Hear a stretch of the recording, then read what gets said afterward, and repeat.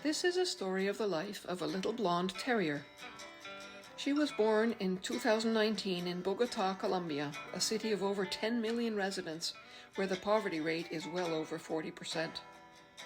Nobody knows what exactly happened in this little dog's early life, but perhaps when she was no longer a cute little puppy or became an inconvenient burden, she was abandoned to the streets. Although she was a gentle little dog, she likely had to fight and compete with other hungry dogs for scraps, and she may even have been a good rodent hunter. Like many dogs on the street, she was terrified of loud noises like fireworks, gunshots, and thunderstorms, and she would hide and shake with fear. This little terrier was first noticed on the streets of Soacha, a suburb on the outskirts of Bogata.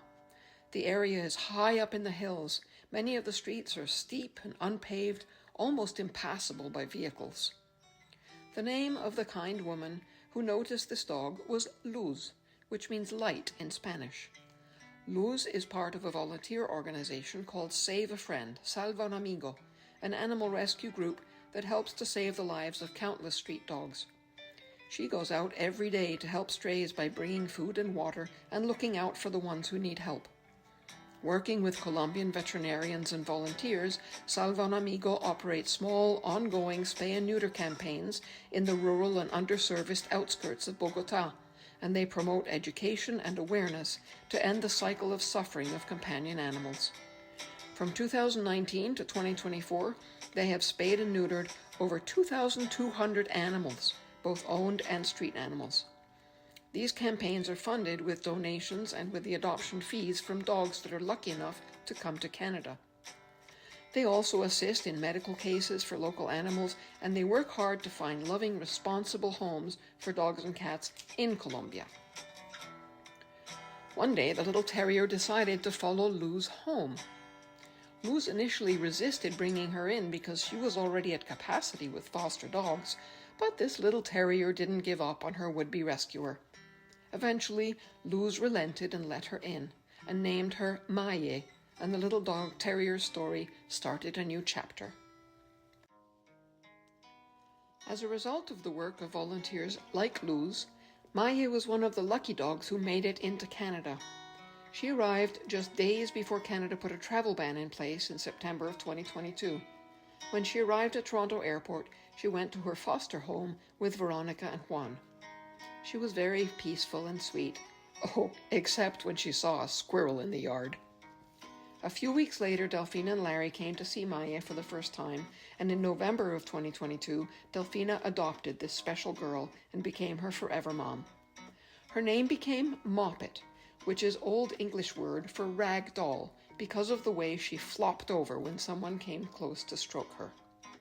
Moppet went to live on a farm near Uxbridge, Ontario, with her new Canadian fur sister, Orsa, and the two of them liked to hang out in the orchard or snooze in the cozy kitchen, and Moppet was always on the lookout for chipmunks or squirrels. One day she even chased one up a tree. Moppet was a clever little dog with a good temperament and was easily trained.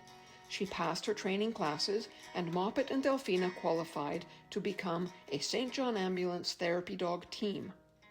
They went to visit elderly people, and staff too, in seniors' homes twice a week. That little terrier Moppet offered comfort, support, and joy to everyone she met. She even represented St. John Ambulance at several public events and concerts.